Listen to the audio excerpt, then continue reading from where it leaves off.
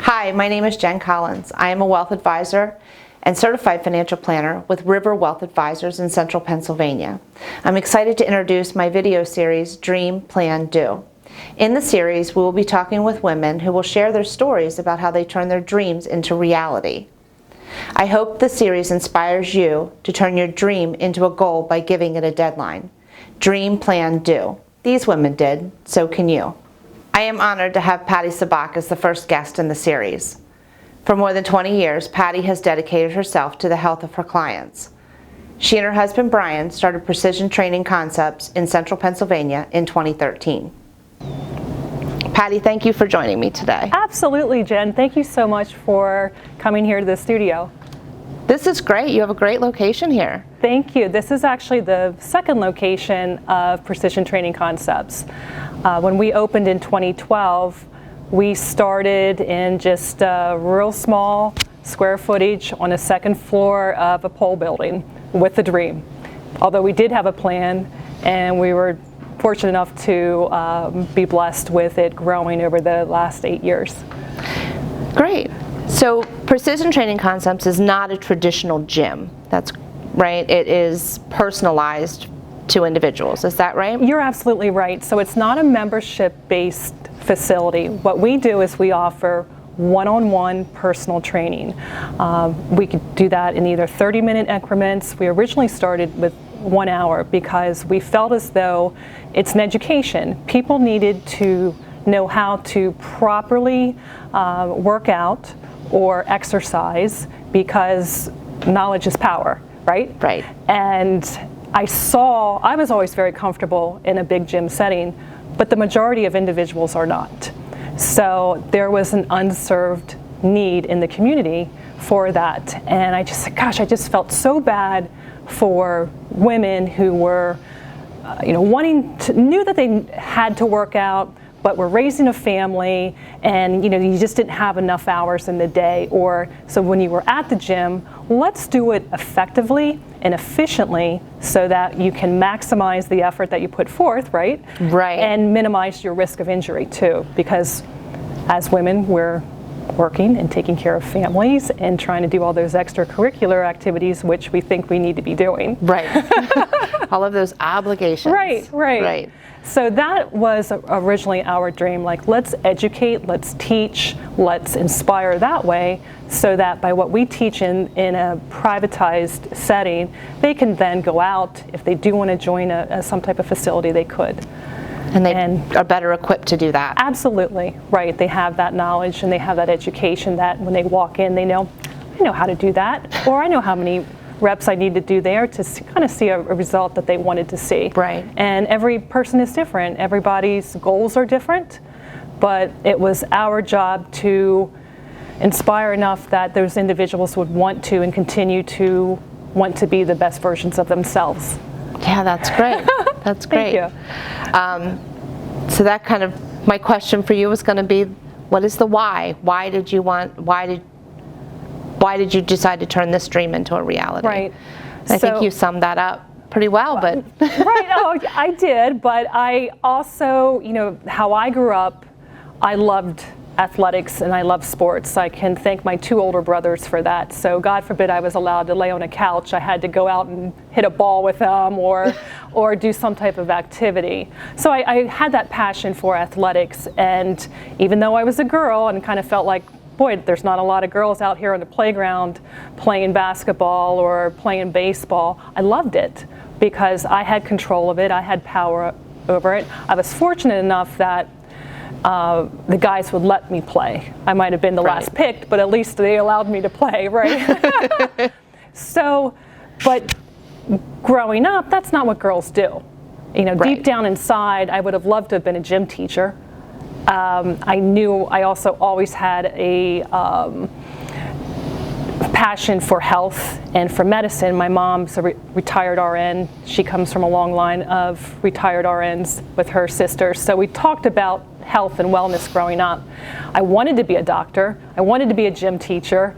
I didn't have the confidence to be a physician. Now I do. But at 18 years old, you don't always. And then I thought as a gym teacher, well, I'm not going to make the money that I would want to make. Now, I'm able to really do both, and it's a blending of those original passions that I had as a child that I'm living today. And I tell a lot of women, that voice that's inside you at 5 years old is pretty much the same voice that's inside you at 10, 15, 20, 30, 40, 50, and beyond. So really listen to that voice and listen to your gut. And I think if I would have originally taken that path, it would have been an easier path, but hey, I still arrived. Right, exactly.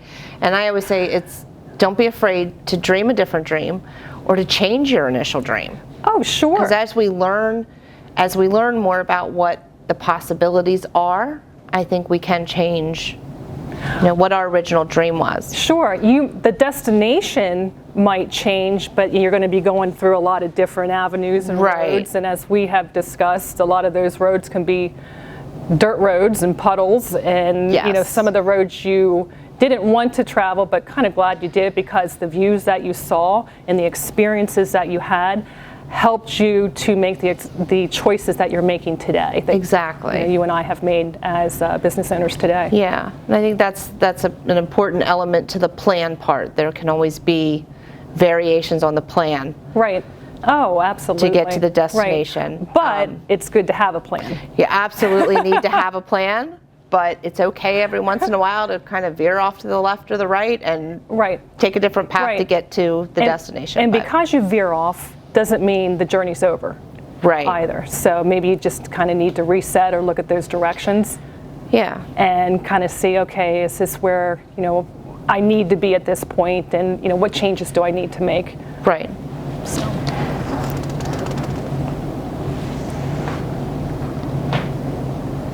How did you continue moving forward? From starting the dream, you said you were in the pole building, and did you meet with a lot of people that would say, oh, you can't do that, or you're crazy going out on your own, or any, those kinds of negative statements that sometimes we'll internalize and say, oh, maybe I really can't do this, but the reality is you can, you just have to persevere. And so how did you run into that, and did you have to overcome that in any way? As far as overcoming, what was the biggest aha moment for me was I didn't need to be master of all trades. And I think as a business owner, you think, well, I need to excel in the accounting, and I need to excel in this part, and I need to excel in this part. You can be a really good technician, you can be a really good personal trainer, but you might not be a good business owner. And vice versa, maybe. Right. But what you do is you surround yourself with those individuals that can help you get to your destination. So maybe I wasn't as knowledgeable in what I needed to be as far as the banking aspect. What kind of loan do I need to get? But boy, did I surround myself with the right people that could help me. Yeah, and I think that's key. Right. So that would be something that I would encourage a lot of women to do, is surround yourself with those professionals that can help you, and don't be afraid to ask for help. Help is not a sign of failure. Or a sign of weakness. Right. It is. Right. Yes. You need to be able to say, hey, I don't get this. Right. And who can I call? Right. So building your network is huge. I would encourage that so much, because even you can remember, raising your hand in the classroom, you were afraid to ask a question because, boy, that's a dummy right there. They don't even know that. So once I got over that obstacle, and that was self-induced, it was much easier for me to say, okay, let's get this team together. This is what my dream is. This is what the plan needs to be. Help me get there. Right. So that was definitely something that I would encourage women to do.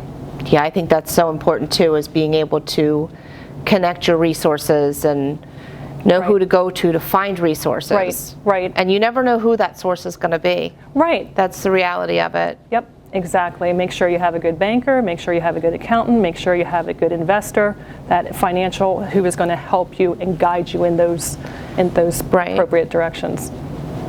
Yeah, that's great.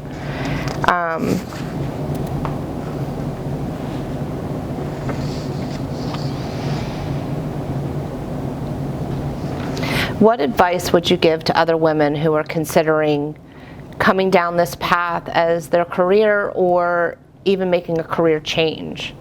What are some things that that they should really consider? I think we discussed some of them. Surrounding yourself with the right professionals, have an action plan, make sure that your plan is nimble.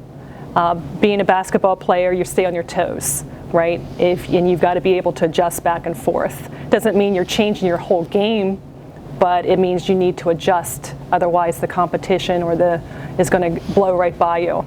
Right. So they would be some just right off the top of my head to share. I have plenty more though. And of course, 2020 was such a challenging year with COVID and different mandates and shutdowns and different things. So how did that impact your business, and what did you do to pivot? Right. Hey, that's a good basketball term too, is pivoting. Yeah. So I want to share a story with you. I have a female friend who owns 2 franchises.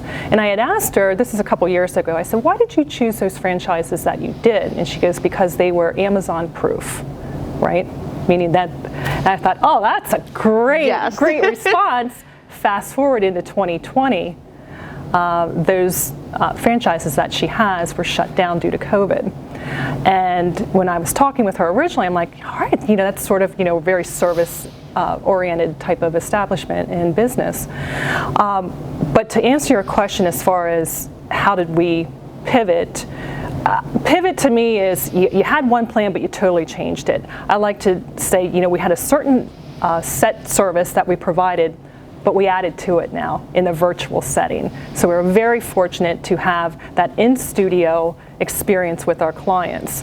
A lot of it is not only physical, but it's mental and emotional, because we always talk about how you need to be strong not only in body, but in mind and in spirit, right? Right. So, that still wasn't squashed due to COVID. So we were able to still relay that message, still be able to help clients, just was over a virtual format.